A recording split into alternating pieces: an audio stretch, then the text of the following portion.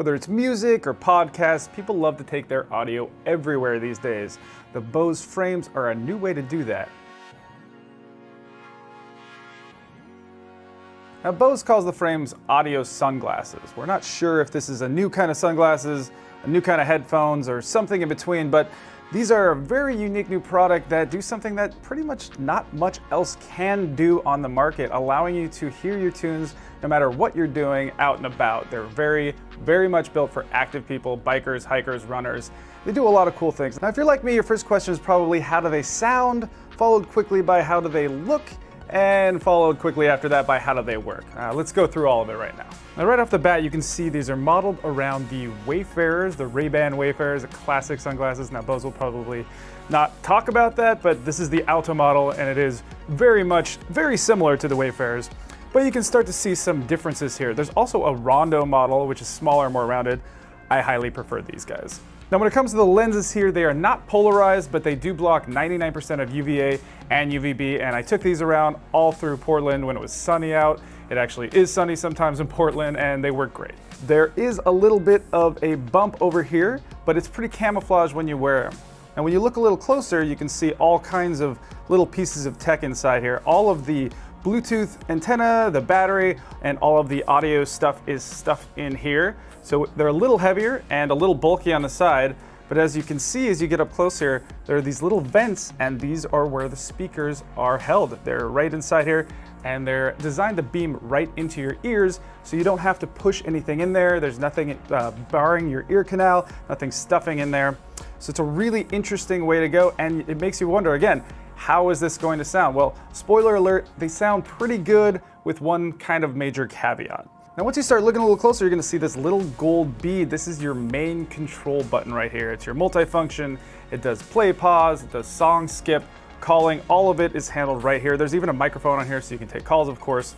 But this little bead is gonna be your control center, and it works great because it's right there on the earpiece. As you can see, you can just kind of clip it right there. The one thing they don't have is volume control. I really hope that they're going to add that in a next generation. And I also hope there's going to be a next generation because I think this is a really good first step. But volume control would be nice. You'll have to control that on your phone. Otherwise, it's a really succinct, really functional little package. And then to turn them off, just set them on their top for 2 seconds.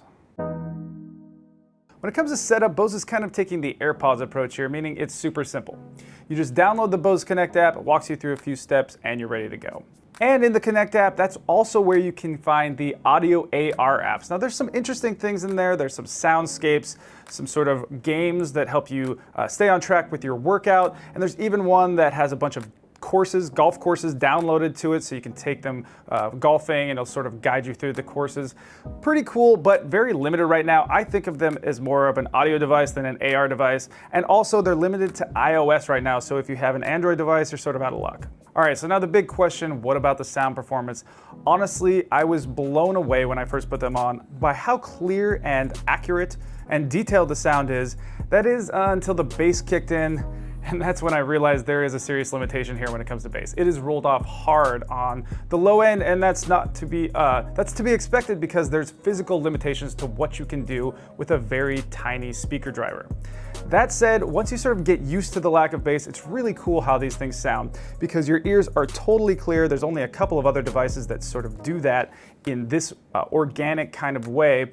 And you can sort of splash it in with just a little bit of audio, or you can kind of ramp it up, but you still have full awareness of what's around you. It's so great for taking a hike, taking a bike ride, stuff like that. And also what's kind of cool about it is the sound just sort of appears in your head. It feels like it's just sort of beamed in there, and you've just got this stereo soundstage moving through your head. Now, at $200, there are a lot of limitations here to kind of think about before you put down your money, of course. One of those being you don't really want to wear it to the office, unless you like to rock sunglasses around the office. That also goes for the gym. Although you can swap out the lenses for prescription lenses from a third-party vendor at an additional cost, of course. Another limitation, only 3.5 hours of battery. That's a rough one. We don't even like to use true wireless headphones anymore that have that little battery, and they also have a charging case, whereas the frames do not have a charging case, so that really limits how far you can go with these things. Also, they're only IPX2 water resistant. We appreciate having some water resistance, but IPX2 is basically just splash proof. We would like them to be more like IPX4, where you can get them really wet, especially in inclement weather. And finally, they're not that great for noisy areas, especially downtown here. You really have to crank them. They still work, but you're gonna get a lot of the bang and clamor of the noises around you. It's sort of just indicative. It's just how it's going to work for this kind of a device, but just something to be aware of. So yes, there are a lot of limitations, but I just have to say I had a fantastic time with these things. I took the frames on a bike ride on a sunny day, and there I was enjoying basically every detail, of course, except for the major bass parts, but basically every detail of my favorite music while the wind was just whipping through my hair. I can't say how much fun that is. So for active people who really want a new kind of way to get your tunes, the frames really do live up to that.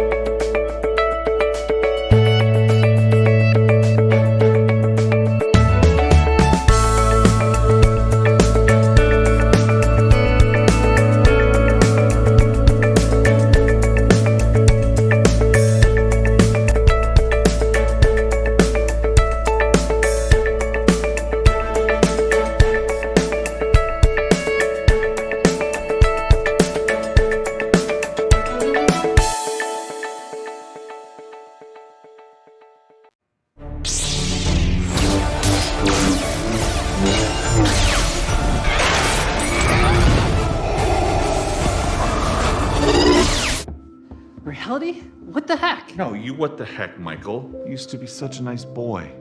Now look at you, running around starting fights with droids, experimenting with the Force. Where are you going?